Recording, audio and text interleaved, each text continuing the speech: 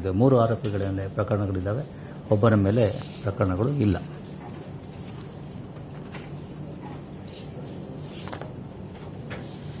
ನಂತರದಲ್ಲಿ ಈಗಾಗಲೇ ಬರೀ ಕನ್ನಕಳು ಪ್ರಕರಣಗಳಲ್ಲ, ಶ್ರೀಗಂಧ ಮಾಡಿದ ವ್ಯಕ್ತಿಯೊಬ್ಬರನ್ನ ಎಲೆಕ್ಟ್ರಾನಿಕ್ ಸಿಟಿ ಪೊಲೀಸರವರು ಪತ್ತೆ ಹಚ್ಚಿದ್ದಾರೆ. ದೊಡ್ಡ ತೋಗೂರು ಇದರಲ್ಲಿರ್ತಕ್ಕಂಥ ಒಂದು ತೋಟದಲ್ಲಿದ್ದಂಥ ಒಂದು ಒಳ್ಳೆಯ ಶ್ರೀಗಂಧ ಮರವನ್ನು ಯಾರೋ ಆರೋಪಿ ಕದ್ಕೊಂಡು ಹೋಗಿದ್ದು, ಅದನ್ನು ಭೇದಿಸಿ ಆ ಆರೋಪಿಯನ್ನು ಬಂಧಿಸುವಲ್ಲಿ ಯಶಸ್ವಿಯಾಗಿದ್ದಾರೆ. ಸುಮಾರು 26 ಕೆಜಿ ತೂಕದ ಈ ಸ್ಯಾಂಡಲ್ವುಡ್ ಅಂದರೆ ಈ ಶ್ರೀಗಂಧದ ಮರವನ್ನು ಅವರಿಂದ ವಶಪಡಿಸಿಕೊಳ್ಳಲಾಗಿದೆ. ಒಟ್ಟು ಮೌಲ್ಯ ಸುಮಾರು 7 ಲಕ್ಷ ಆಗ್ಬೋದು. ಆರೋಪಿಯ ಮೇಲೆ ಹಿಂದೆ ಯಾವುದು ಪ್ರಕರಣಗಳಿರಲಿಲ್ಲ. ಈತ ಬೆಡ್ಶೀಟ್ ವ್ಯಾಪಾರ ಮಾಡಿಕೊಂಡಿದ್ದು ಸ್ವಲ್ಪ ಹಣಕಾಸಿನ ತೊಂದರೆ ಉಂಟಾಗಿ ಈ ರೀತಿ ಕೃತ್ಯವನ್ನು ಮಾಡಿರ್ತಕ್ಕಂಥದ್ದು ಈಗ ಗೊತ್ತಾಗಿದೆ. ಅದೇ ರೀತಿ ನಗರದಲ್ಲಿ ಸಾಕಷ್ಟು ಸಂಖ್ಯೆಯಲ್ಲಿ ಮೋಟಾರ್ ಸೈಕಲ್ಗಳು, ದ್ವಿಚಕ್ರ ವಾಹನಗಳು ಕಳ್ಳತನ ಆಗ್ತಾ ಇದೆ. ಅದನ್ನು ನಮ್ಮ ಪೊಲೀಸರು ಪತ್ತೆ ಮಾಡ್ತಾ ಇದ್ದಾರೆ. ಆದರೆ ಅಗೇನ್ ಸಾರ್ವಜನಿಕರಲ್ಲಿ ಮನವಿ ಅಂತಂದರೆ, ಸಾಮಾನ್ಯವಾಗಿ ನಾವು ನೋಡ್ತಾ ಇರತಕ್ಕಂಥದ್ದು ಈ ಮನೆಗಳ ಮುಂದೆ ನಿಲ್ಲಿಸಿರ್ತಕ್ಕಂತಹ ದ್ವಿಚಕ್ರ ವಾಹನಗಳನ್ನು ಕಳ್ಳರು ಈ ರೀತಿ ಕದ್ಕೊಂಡು ಹೋಗ್ತಾ ಇದ್ದಾರೆ. ಆದ್ದರಿಂದ ರಾತ್ರಿ ಹೊತ್ತು ಈ ರೀತಿ ತಮ್ಮ ವಾಹನಗಳನ್ನು ನಿಲ್ಲಿಸುವಾಗ ಸ್ವಲ್ಪ ಅದರ ಸುರಕ್ಷತೆಯ ಬಗ್ಗೆ ಗಮನ ಹರಿಸಬೇಕಾಗ್ತದೆ. ಇಲ್ಲದೆ ಹೋದರೆ ನಾವು ಈ ರೀತಿ ಕಳ್ಳತನ ಆಗ್ತಕ್ಕಂಥ ಒಂದು ಸಾಧ್ಯತೆ ಇರುತ್ತದೆ. ಇದರಲ್ಲಿ ಜೆಪಿ ನಗರ ಪೊಲೀಸರು ದ್ವಿಚಕ್ರ ವಾಹನಗಳ ಕಳ್ಳತನ ಮಾಡತಕ್ಕಂತಹ 2 ಆರೋಪಿಗಳನ್ನು ಬಂಧಿಸಿ ಅವರಿಂದ ಒಟ್ಟು 32 ದ್ವಿಚಕ್ರ ವಾಹನಗಳನ್ನು, ಅದರಲ್ಲಿ ಮುಖ್ಯವಾಗಿ ಆಕ್ಟಿವಾ 29 ವಾಹನಗಳು ಮತ್ತು ಹೀರೋ ಹೊಂಡಾ 3 ದ್ವಿಚಕ್ರ ವಾಹನಗಳು, ಈ ರೀತಿ 32 ದ್ವಿಚಕ್ರ ವಾಹನಗಳನ್ನು ಕಳ್ಳತನ ಮಾಡಿರ್ತಕ್ಕಂಥದ್ದು, ಅವುಗಳನ್ನು ರಿಕವರಿ ಮಾಡಿದ್ದಾರೆ. ಈ ಬೇರೆ ಬೇರೆ ನಗರದ ಬೇರೆ ಬೇರೆ ಪೊಲೀಸ್ ಠಾಣೆಗಳ ವ್ಯಾಪ್ತಿಗಳಲ್ಲಿ ಈ ಕಳ್ಳತನಗಳು ಆಗಿರ್ತಕ್ಕಂಥದ್ದು ಕಂಡುಬಂದಿದೆ. ಮೂಲತಃ ಈಗಾಗಲೇ ಹೇಳಿದ ಹಾಗೆ ಮನೆ ಮುಂದೆ ನಿಲ್ಲಿಸಿರ್ತಕ್ಕಂಥ ವಾಹನಗಳು, ಅದರಲ್ಲೂ ಮುಖ್ಯವಾಗಿ ಆಕ್ಟಿವಾ ವಾಹನಗಳನ್ನು ಅವರು ಕಳ್ಳತನ ಮಾಡ್ತಾ ಇದ್ರು ಅಂತೇಳಿ. ಆಕ್ಟಿವಾ ವಾಹನಗಳಿಗೆ ಬೇರೆ ರಾಜ್ಯದಲ್ಲಿ ಸ್ವಲ್ಪ ಬೇಡಿಕೆ ಇರೋದ್ರಿಂದ ಅಲ್ಲಿ ಅವುಗಳನ್ನು ಸಪ್ಲೈ ಮಾಡ್ತಾ ಇದ್ರು ಅಂತ ಈಗ ತನಿಖೆಯಲ್ಲಿ ಗೊತ್ತಾಗಿದೆ. ಹಾಗೆಯೇ ತಲಘಟ್ಟಪುರ ಪೊಲೀಸ್ ಠಾಣೆಯವರು ಕೂಡ 7 ದ್ವಿಚಕ್ರ ವಾಹನಗಳನ್ನು ವಶಪಡಿಸಿಕೊಂಡಿದ್ದಾರೆ. ಒಟ್ಟು ಮೌಲ್ಯ ಸುಮಾರು 5 ಲಕ್ಷ ಆಗ್ಬೋದು ಅಂತ ಅಂದಾಜಿಸಲಾಗಿದೆ. ಈ ಆರೋಪಿಗಳು ಕೂಡ ಒಬ್ಬ ಆರೋಪಿ ಇದರಲ್ಲಿ ಭಾಗಿಯಾಗಿರ್ತಕ್ಕಂಥದ್ದು. ಈತ ಕೂಡ MOB ಆರೋಪಿಯಾಗಿರ್ತಾನೆ. ಆದ್ದರಿಂದ ಸಾರ್ವಜನಿಕರಲ್ಲಿ ಮನವಿ 2 ರೀತಿಯದ್ದು. ಒಂದು, ತಮ್ಮ ಮನೆಗಳತನ ಅವಾಯ್ಡ್ ಮಾಡಲಿಕ್ಕೆ ಮುಖ್ಯವಾಗಿ ತಾವು ಎಲ್ಲಿಯಾದರೂ ಹೊರಗಡೆ ಹೋಗುವಾಗ, ಹಬ್ಬ ಹರಿದಿನಗಳಿಗಾಗಿ ಅಥವಾ ಬೇರೆ ಏನಾದರೂ ಕೆಲಸಕ್ಕಾಗಿ, ಅದರಲ್ಲೂ ಮುಖ್ಯವಾಗಿ ನಗರವನ್ನು ಬಿಟ್ಟು ಹೊರಗಡೆ ಹೋಗುವಾಗ ತಮ್ಮ ಮನೆಯ ಸುರಕ್ಷತೆಯ ಬಗ್ಗೆ ಗಮನ ಹರಿಸಬೇಕು.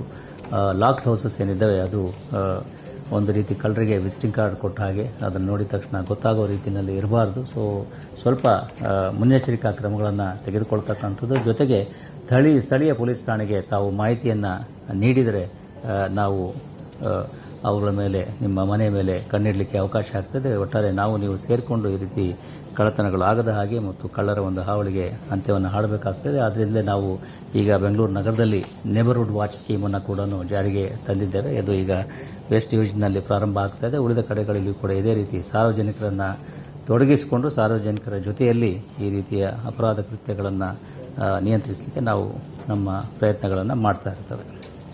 ಕುಮಾರಸ್ವಾಮಿ ಅವರ ಕೇಸಲ್ಲಿ ಕದ್ದ ಚಿನ್ನನ ಯಾವ ರೀತಿ ವಿತರಣೆ ಮಾಡ್ತಾರೆ, ಬೇರೆ ನೀಡ್ತಿದ್ರ ಅಂತ ಹೇಳ್ತಾರೆ. ಏನು ಕುಮಾರಸ್ವಾಮಿ ಚಿನ್ನ, ಕದ್ದ ಚಿನ್ನ ಯಾವ ರೀತಿ ವಿಲೇವಾರಿ ಮಾಡ್ತಾರೆ, ಯಾವ ರೀತಿ ಯಾರಿಗಾರು ಬೇರೆಯವ್ರಿಗೆ ಕೊಡ್ತಿದ್ರ ಅಂತ ಹೇಳ್ತಾರೆ.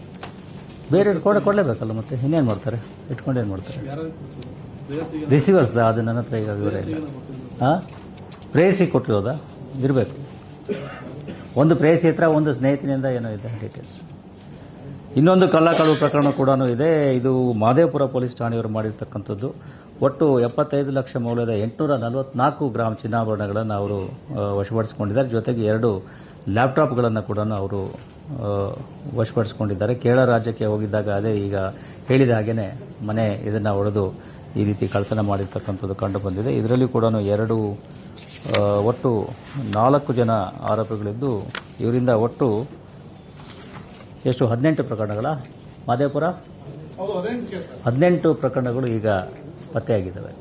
ಹೀಗೆ ಸಾಕಷ್ಟು ಸಂಖ್ಯೆಯಲ್ಲಿ ನಾವು ಪ್ರಕರಣಗಳನ್ನು ಭೇದಿಸ್ತಾ ಇದ್ದೇವೆ. ಆದಾಗ್ಯೂ ಕೂಡ ಸಾರ್ವಜನಿಕರಲ್ಲಿ ಮನವಿ ಅಂತಂದರೆ, ತಮ್ಮ ಒಡವೆ ಮತ್ತು ಏನು ಪ್ರಮುಖ ಕಷ್ಟಪಟ್ಟು ಸಂಪಾದಿಸಿದ ಸ್ವತ್ತುಗಳಿದೆ ಅವುಗಳ ರಕ್ಷಣೆಗೆ ಸ್ವಲ್ಪ ಗಮನ ಹರಿಸಬೇಕಾಗ್ತದೆ. ಮಹದೇವಪುರ ಪೊಲೀಸ್ ಠಾಣೆಯ ಈ ಉತ್ತಮ ಕೆಲಸಕ್ಕಾಗಿ 25,000 ರೂಪಾಯಿಗಳ ಬಹುಮಾನವನ್ನು ಕೂಡ ಘೋಷಿಸ್ತಾ ಇದ್ದೇನೆ.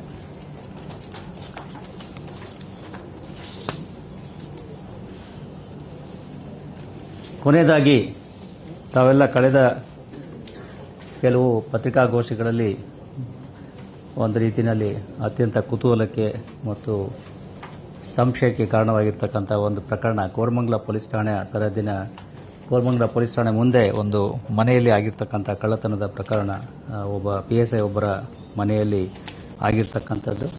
ಈ ಪ್ರಕರಣದಲ್ಲಿ ಸುಮಾರು 12 ಲಕ್ಷದಷ್ಟು ಹಣ ಮತ್ತು 314 ಗ್ರಾಂ ತೂಕದ ಚಿನ್ನಾಭರಣಗಳನ್ನು ಯಾರೋ ಬಂದು ಮನೆಯಲ್ಲಿ ಕೈ ಮತ್ತು ಬಾಯಿಗೆ ಕಟ್ಟಿ ಸುಲಿಗೆ ಮಾಡ್ಕೊಂಡು ಹೋಗಿರ್ತಾರೆ ಅಂತೇಳಿ ಪ್ರಕರಣವನ್ನು ದಾಖಲಿಸಿಕೊಳ್ಳಲಾಗಿತ್ತು. ಇದು 11ನೇ ತಾರೀಕು ಜುಲೈನಲ್ಲಿ ಆಗಿರ್ತಕ್ಕಂತಹ ಪ್ರಕರಣ. ಈ ಪ್ರಕರಣದ ಗಂಭೀರತೆಯನ್ನು ಅರಿತುಕೊಂಡು ಸ್ಥಳೀಯ ಪೊಲೀಸರು DCP ಅವರ ನೇತೃತ್ವದಲ್ಲಿ ಬೇರೆ ಬೇರೆ ತಂಡಗಳನ್ನು ನಡೆಸಿ ಈ ಪ್ರಕರಣದ ಬಗ್ಗೆ ಕೂಲಂಕುಷವಾಗಿ ತನಿಖೆಯನ್ನು ಕೈಗೊಂಡಿದ್ದಾರೆ. ಅಡಿಷನಲ್ CP ಅವರು ಕೂಡ ಸ್ಥಳ ಪರಿಶೀಲನೆಗಾಗಿ ಹೋಗಿದ್ದರು. ಈಗ ಬಂದಿರತಕ್ಕಂಥ ಒಂದು ಮಾಹಿತಿಯ ಪ್ರಕಾರ ಕೂಲಂಕುಷ ವಿಚಾರಣೆಯಲ್ಲಿ ಈ CCTV ದೃಶ್ಯಾವಳಿಗಳಲ್ಲಿ ಆ ಮನೆಗೆ ಯಾರು ಆ ಸಂದರ್ಭದಲ್ಲಿ ಅಂದರೆ ಆ ಸಮಯದಲ್ಲಿ ಹೋಗದೇ ಇರೋದು ಕಂಡು ಬಂದಿದ್ದರಿಂದ ಫಿರ್ಯಾದಿ ಮತ್ತು ಆಕೆಯ ಸಂಬಂಧಿಕರನ್ನು ಕೂಲಂಕುಷವಾಗಿ ವಿಚಾರಣೆ ಮಾಡಿದಾಗ ಇದು ಒಂದು ಸುಳ್ಳು ಪ್ರಕರಣ ಅಂಥೇಳಿ ಈ ರೀತಿಯ ಪ್ರಕರಣ ಆಗೇ ಇಲ್ಲ ಅಂತಕ್ಕಂಥದ್ದು ಕಂಡು ಬಂದಿದೆ. ಕೇವಲ ಈ ಮನೆಯಲ್ಲಿಟ್ಟಿರ್ತಕ್ಕಂಥ 12 ಲಕ್ಷ ಹಣ ಮತ್ತು ಚಿನ್ನಾಭರಣಗಳನ್ನು ತವರು ಮನೆಯವರಿಗೆ ಕೊಟ್ಟು ಅವರಿಗೆ ತವರು ಮನೆಯವರ ಕೆಲವೊಂದು ಆರ್ಥಿಕ ಒಂದು ಬಿಕ್ಕಟ್ಟಿನ ಸಮಯದಲ್ಲಿ ಅವರಿಗೆ ಸಹಾಯ ಮಾಡಲಿಕ್ಕಾಗಿ ಈ ಒಂದು ಕಟ್ಟುಕತೆಯನ್ನು ಮಾಡಿ ಈ ಪ್ರಕರಣವನ್ನು ದಾಖಲಿಸ್ತಕ್ಕಂಥದ್ದು ಈಗ ತಿಳಿದು ಬಂದಿದೆ. ಈಗಾಗಲೇ ಹಣ ಮತ್ತು ಚಿನ್ನಾಭರಣ ಎಲ್ಲಿ ಡಿಸ್ಪೋಸ್ ಆಗಿದೆ ಅಂತಕ್ಕಂಥದ್ರ ಮಾಹಿತಿ ಗೊತ್ತಾಗಿ ಅದನ್ನು ರಿಕವರಿ ಮಾಡಲಿಕ್ಕೆ ಪೊಲೀಸರು ಕ್ರಮವನ್ನು ತೆಗೆದುಕೊಳ್ತಾ ಇದ್ದಾರೆ. ಅವ್ರ ಮೇಲೂ ಕೂಡ ಶಿಸ್ತು ಕ್ರಮವನ್ನು ಕೈಗೊಳ್ಳಲಾಗ್ತದೆ. ಹೇಳಿದ್ನಲ್ಲ, ಅವರ ತವರು ಮನೆಯವರು ಹಣಕಾಸಿನ ಮುಗ್ಗಟ್ಟಿನ ಒಂದು ಪರಿಸ್ಥಿತಿ ಇದ್ದಿದ್ದರಿಂದ ಅವರಿಗೆ ಸಹಾಯ ಮಾಡಲಿಕ್ಕಾಗಿ ಈ ರೀತಿ ಮಾಡಿರ್ತಕ್ಕಂಥದ್ದು ತನಿಖೆಯಲ್ಲಿ ಇದುವರೆಗಿನ ತನಿಖೆಯಲ್ಲಿ ಗೊತ್ತಾಗಿದೆ.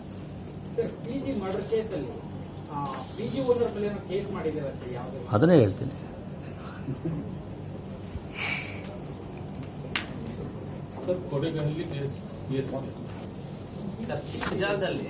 ಕೋರಮಂಗಲ ಪೊಲೀಸ್ ಠಾಣಾ ವ್ಯಾಪ್ತಿಯಲ್ಲಿ ಒಂದು PG ಸೆಂಟರ್ನಲ್ಲಿ ಒಂದು ಕೊಲೆ ಪ್ರಕರಣ ನಡೆದಿತ್ತು. ಇದರಲ್ಲಿ ಇಬ್ಬರು ಹೊರ ರಾಜ್ಯದ ಮಹಿಳೆಯರು ಒಂದು PG ಸೆಂಟರ್ನಲ್ಲಿ ಇದ್ದು ಅದರಲ್ಲಿ ಒಬ್ಬಾಕೆಯ ಒಂದು ಕೊಲೆಯ ಪ್ರಕರಣ ನಡೆದಿತ್ತು. ಆ ಕೊಲೆಯನ್ನು ಭೇದಿಸಿ ಪೊಲೀಸರು ಈಗಾಗಲೇ ಆ ಕೊಲೆ ಮಾಡಿದ ವ್ಯಕ್ತಿಯನ್ನು ಬಂಧಿಸಿದ್ದಾರೆ ಮಧ್ಯಪ್ರದೇಶಕ್ಕೆ ಹೋಗಿ.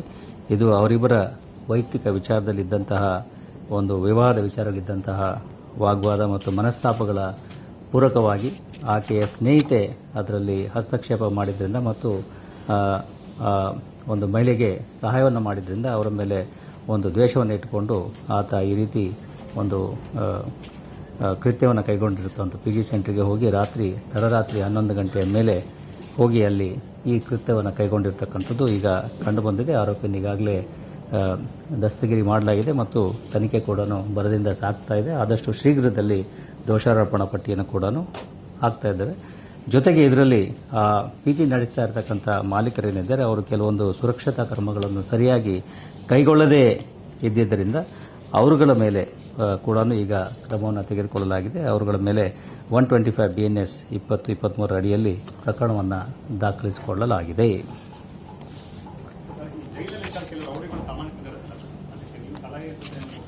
ಏನಪ್ಪ ರೌಡಿಗಳು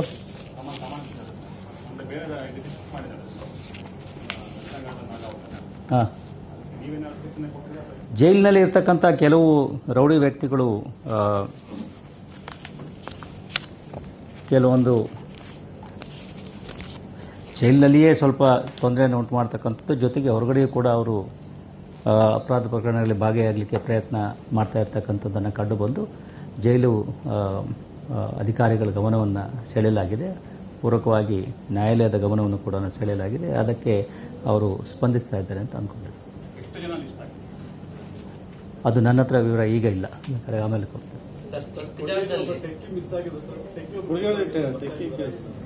ಆತನನ್ನು ಪತ್ತೆ ಹಚ್ಚಲಾಗಿದೆ. ನೋಯ್ಡಾದಲ್ಲೂ ಎಲ್ಲ ಪತ್ತೆ ಮಾಡಿದ್ದಾರೆ. ನೋಯ್ಡಾ ಅಲ್ವಾ? ನೋಯ್ಡಾದಲ್ಲಿ ಪತ್ತೆ ಮಾಡಿದ್ದಾರೆ, ವಾಪಸ್ ಕರ್ಕೊಂಡು ಬಂದಿದ್ದಾರೆ. Why did he leave the house? Why did he leave the house? Because it seems the second That time he has been just brought. I don't have the details. He has been just brought. We will see why he left and all that will be inside. Sir, ಚಿಕ್ಕಜಾಲದಲ್ಲಿ ಪೊಲೀಸರೇ ganja party ಮಾಡಿದ್ದಾರೆ ಅಂತ ಪೊಲೀಸರೇ ಪೊಲೀಸರೇ ganja party ಮಾಡಿದ್ದಾರೆ. ಯಾವುದಪ್ಪ? Sir, ಇಬ್ಬರು ಸಿಕ್ಕಿದ್ರು. ಅದು ಒಂದು ಪಾರ್ಟಿನಲ್ಲಿ ಇದ್ದರು, ಇಬ್ಬರನ್ನ ಸಸ್ಪೆಂಡ್ ಮಾಡಿದ್ರು. ಹಳೆ ಕೇಸ್ ಅದು. ಒಂದು ತಿಂಗಳ ಹಿಂದೆ ಆಗಿರ್ತಕ್ಕಂಥದ್ದು. ಒಂದು ಇದರಲ್ಲಿ ಅವರು ಇದು ಗಾಂಜಾ ಸೇವನೆ ಮಾಡಿರಲಿಲ್ಲ, ಬಟ್ ಒಂದು ಪಾರ್ಟಿನಲ್ಲಿ ಇದೇ ರೀತಿ ಒಂದು ಲೇಟ್ ನೈಟ್ ಬರ್ತ್ಡೇ ಪಾರ್ಟಿನಲ್ಲಿ ಭಾಗವಹಿಸಿದ್ರು. ಅದರಲ್ಲಿ ಗಾಂಜಾ ಸೇರಿದ್ದಾರೆ ಅಂತೆಲ್ಲ ಬೇರೆಯವರು ಅವರು ಟೆಸ್ಟ್ ಮಾಡ್ತಿದ್ವಿ, ಅವರು ಸೇರಿರಲಿಲ್ಲ, ಬಟ್ ಪಾರ್ಟಿನಲ್ಲಿ ಭಾಗವಹಿಸಿದ್ರೆ ಅವ್ರನ್ನ ಸಸ್ಪೆಂಡ್ ಡಿಸಿಪ್ಲಿನರಿ ಆಕ್ಷನ್ ತಗೊಂಡಿದ್ವಿ. ಯಾವ್ದು ಪಾರ್ಟಿ? ಯಾರ್ದು ಹೆಸರು ಇವರು ಹೇಳ್ತಾರೆ. Birthday party. ಇವರು ಹೋಗಿದ್ರು. ಓಕೆ, ನನ್ನ ಹತ್ರ ವಿವರಗಳು ಇಲ್ಲ, ಆಮೇಲೆ ಕೊಡ್ತೀನಿ. Sir, are you planning to file any case against the techie, as it seems it was the second time he escaped from the prison? How can you file a complaint against him? Under what section of law? Under what provision? Several questions. Huh? Matrimonial ಇದು ಇದೆ. Whatever it is there. Darshan ಕೇಸಲ್ಲಿ ಎಲ್ಲ FSL complete ಆಗ್ತದೆ. ಎಲ್ಲಿ ಹೋಗಿದೆ? ಎಷ್ಟು ಬಂದಿದೆ? ಎಷ್ಟು? ರೇಣುಕಾಸ್ವಾಮಿ ಕೊಲೆ ಪ್ರಕರಣಕ್ಕೆ ಸಂಬಂಧಿಸಿದ ಹಾಗೆ ತನಿಖೆ ಅಂತಿಮ ಘಟ್ಟವನ್ನು ತಲುಪ್ತಾ ಇದೆ. ಅನೇಕ ಮೌಖಿಕ ಸಾಕ್ಷಿಗಳು, ಸಾಂದರ್ಭಿಕ ಸಾಕ್ಷಿಗಳು, ಜೊತೆಗೆ ತಾಂತ್ರಿಕ ಸಾಕ್ಷಿಗಳನ್ನು ಈಗಾಗಲೇ ಸಂಗ್ರಹಿಸಲಾಗಿದೆ. ನಾವು ಸಂಗ್ರಹಿಸಿರ್ತಕ್ಕಂಥ ಈ ರೀತಿ ಏನು ಸಾಕ್ಷಿಗಳಿದ್ದು ಅವುಗಳನ್ನು ವಿಧಿವಿಜ್ಞಾನ ಪ್ರಯೋಗಾಲಯಕ್ಕೆ ಕೂಡ ಕಳಿಸಲಾಗಿದೆ. ಬೆಂಗಳೂರು ವಿಧಿವಿಜ್ಞಾನ ಪ್ರಯೋಗಾಲಯದ ಜೊತೆಗೆ ಹೈದರಾಬಾದ್ CFSಗೂ ಕೂಡ ಕೆಲವೊಂದು ಎಲೆಕ್ಟ್ರಾನಿಕ್ ಡಿವೈಸ್ಗಳನ್ನು ಕಳುಹಿಸಲಾಗಿತ್ತು. ಈಗಾಗಲೇ ಕೆಲವು ವರದಿಗಳು ನಮ್ಮ ಕೈ ಸೇರಿವೆ. ಇನ್ನೂ ಕೆಲವು ವರದಿಗಳು ಆದಷ್ಟು ಶೀಘ್ರದಲ್ಲಿ ತಲುಪಿಸೋದಾಗಿ ಸಂಬಂಧಪಟ್ಟ ವಿಧಿವಿಜ್ಞಾನ ಪ್ರಯೋಗಾಲಯದಲ್ಲೂ ನಮಗೆ ತಿಳಿಸಿದ್ದಾರೆ. ಅವುಗಳು ಕೈ ಸೇರಿದ ನಂತರ ಮುಂದಿನ ಒಂದು ತನಿಖೆಯ ಭಾಗವಾಗಿ ಏನು ಕೆಲವೊಂದು ಸ್ಪಷ್ಟೀಕರಣಗಳನ್ನು ಕೇಳುವಾಗಿದ್ದರೆ ಅವುಗಳನ್ನು ಕೇಳಿ ನಂತರದಲ್ಲಿ ಆದಷ್ಟು ಶೀಘ್ರದಲ್ಲಿ ನಾವು ಈ ಪ್ರಕರಣದಲ್ಲಿ ಅಂತಿಮ ವರದಿಯನ್ನು ನ್ಯಾಯಾಲಯಕ್ಕೆ ಸಲ್ಲಿಸ್ತೇವೆ. ಒಟ್ಟು ಎಷ್ಟು ಸ್ಯಾಂಪಲ್ಸ್ ಕಳಿಸಲಾಗಿದೆ? ಎಷ್ಟು ಬಂದಿದೆ? ಎಷ್ಟು ಅಂತ ಅಂಕಿ ಸಂಖ್ಯೆ I don't have this thing. As already I had told earlier, about 70% of the reports have come from Bangalore FSL, and the remaining electronic devices what we had sent to CFSL Hyderabad, those reports are still pending. ನಕಲಿ phone pay ಮಾಡಿಬಿಟ್ಟು sir ದುಡ್ಡು arrest ಆಗಿದೆ sir Devanahalli. ನಕಲಿ phone ಪೇನಾ? ಅದೇ ಒಂದು ನಿನ್ನೆ ಆಗಿದೆ. Byte ಇಲ್ಲ, ಆಮೇಲೆ ಇವ್ರು ಕೊಡ್ತಾರೆ ಅಥವಾ DCPಯಿಂದ ತಗೊಳ್ಳಿ. DCPಯಿಂದನೇ ತಗೊಳ್ಳಿ. ದೇವನಹಳ್ಳಿ ಇವರು DCP ನಾರ್ತ್ ಈಸ್ಟ್. ಓಕೆ, ಮತ್ತೊಮ್ಮೆ ಎಲ್ಲರೂ ಕೂಡ ವರಮಹಾಲಕ್ಷ್ಮಿ ಹಬ್ಬದ ಶುಭಾಶಯಗಳೊಂದಿಗೆ ಈ ಒಂದು ಇದನ್ನು ಮುಗಿಸೋಣ. ಧನ್ಯವಾದಗಳು. Have a nice weekend also.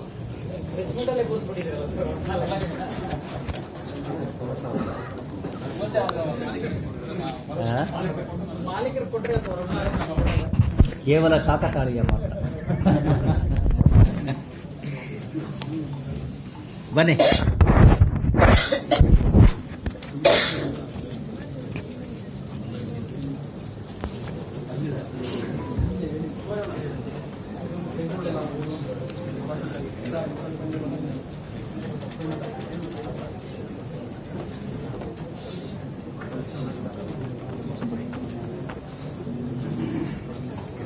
ಎಲ್ಲಿದಪ್ಪ ಇದು?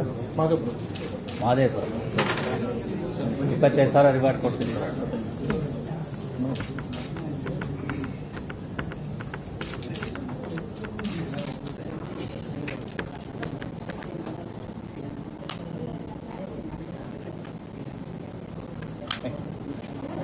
Thank you. Next.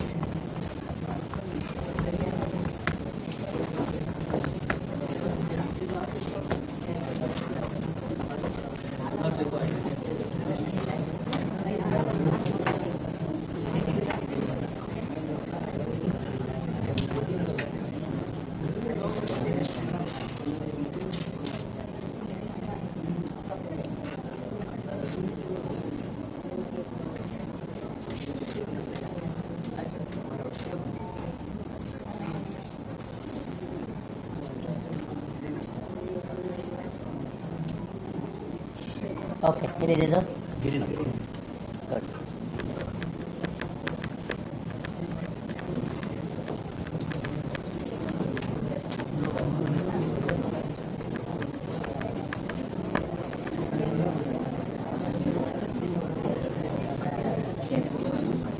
ಕುಮಾರಸ್ವಾಮಿ ಯಾವ್ದು ನಿಮ್ಮದು ಏನು ಪ್ರಕರಣ?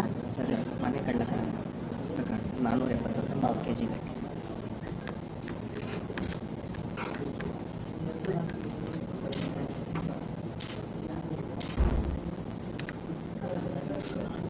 Good. Next.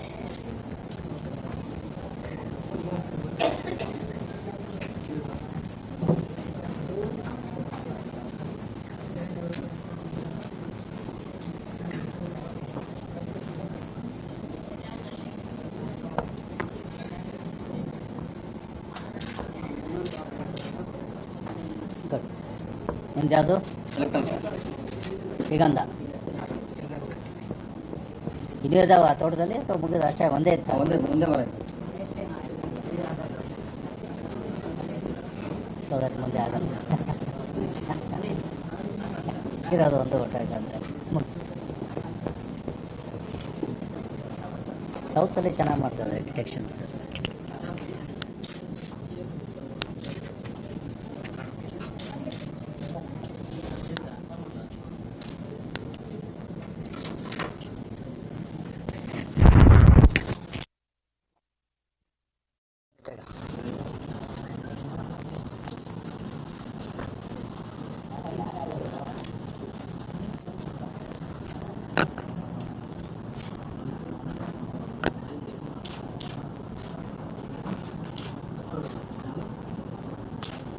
Thank you. Let's go.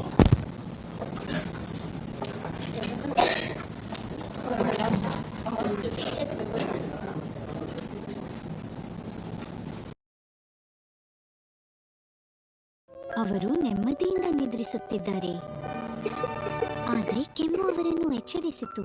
Vicks ವೇಪುರಾಬ್ ಇದು ಕಟ್ಟಿದ ಮೂಗು, ಕೆಮ್ಮು, ತಲೆನೋವು ಮತ್ತು ಮೈಕೈ ನೋವಿಗೆ ಉಪಶಮನ ನೀಡುತ್ತದೆ. ಈಗ ಅವರು ರಾತ್ರಿ ಇಡೀ ನೆಮ್ಮದಿಯಿಂದ ಮಲಗಬಹುದು. ವಿಕ್ಸ್ ವೇಪುರಾಬ್. ಮತ್ತು ತಲೆನೋವಿದ್ದರೆ ಹಚ್ಚಿರಿ ವಿಕ್ಸ್ ನ ಹೊಸ ರೋಲ್ ಆನ್ ಆಯಿಲ್. ಇದು ತಲೆನೋವು ತೊಲಗಿಸುತ್ತೆ, ಜಿಗುಟುತನ ಇಲ್ಲದೆ.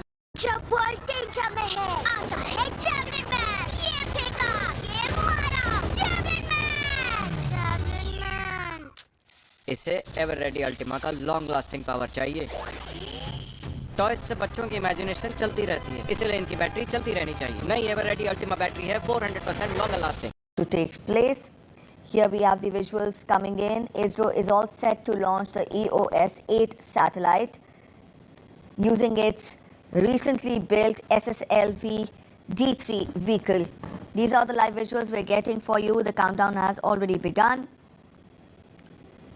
This satellite, that is EOS-08 satellite, is constructed on Microsat IMS-1 bus. The hoisting of this hidden segment of the first stage. Control to note event 138 completed. प्रथम चरण का यह igniter है जो प्रज्वलित करेगा प्रथम चरण के सॉलिड बूस्टर को। बहुत ही सावधानी पूर्वक, सुरक्षा पूर्वक यह कार्य संपन्न किया जाता है। यह है द्वितीय चरण, SS2 के नाम से जाना जाता है यह। The SS2 along with the interstages being brought after assembly to the first launch pad and being hoisted for integration with the assembled first stage.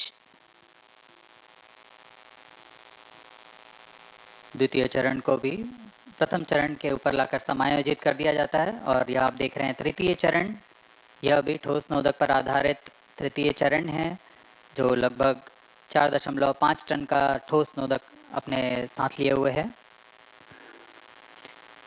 After the third stage assembly which you have just watched, here are the visuals from the spacecraft preparation facility where EOS-08 is getting prepared. The prepared satellite will be placed on VTM and then the payload fairing will be closed in the satellite preparation facility. अभी आप अपनी screen पर देख रहे हैं, यह है EOS-8 भूप्रेक्षण उपग्रह जो कि लगभग 175 किलोग्राम उपग्रह है। इसे भी बड़ी सावधानी पूर्वक यान के साथ समायोजित कर दिया जाएगा। ये अभी इसको एनकैप्सुलेट किया जा रहा है। पेलोड फेयरिंग के अंदर इसे सुरक्षित कर लॉन्च पैड लाया गया है।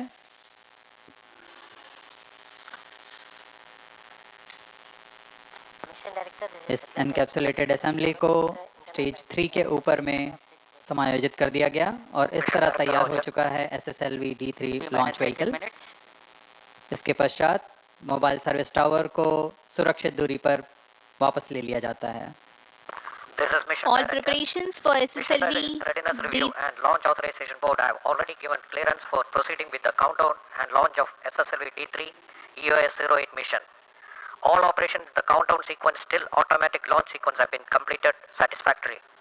Based on the clearance obtained from the launch vehicle, spacecraft, range and distract network station and prevailing favorable weather condition, Mission Director hereby authorizes to initiate launch operation sequence for the launch of SSLV D3 EOS-08 mission at 9:17 hours IST today, that is 16th August 2024. All stations to note, Mission Director has given authorization for the launch of SSLV D3 EOS-08 mission.